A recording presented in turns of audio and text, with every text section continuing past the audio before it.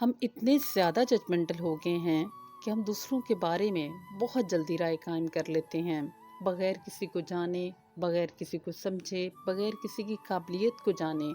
बगैर किसी की क्रेडिबिलिटी को जाने हम जल्दी से राय कायम करते हैं, जिसकी वजह से हमारे बहुत सारे मामलात ख़राब हो जाते हैं, हमारे बहुत सारे ताल्लुकात ख़राब हो जाते हैं, क्योंकि हम अपनी सोच की जो पहली सतह होती है उसको लेकर सोचते हैं और बड़ी जल्दी उसको कंक्लूड कर लेते हैं कि सामने वाला बंदा जो है उसकी क्या काबिलियत है, उसकी क्या कैपेसिटी है और उसकी क्या क्रेडिबिलिटी है।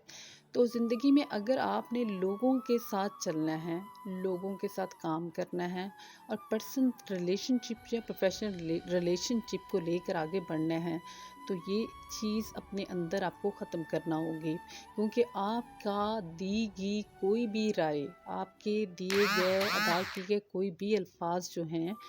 वो दूसरों की ज़िंदगी पर बहुत गहरा असर डालते हैं, चाहे वो उसकी प्रोफेशनल क्रेडिबिलिटी हो या उसकी पर्सनल लाइफ के अंदर मामलात होते हैं।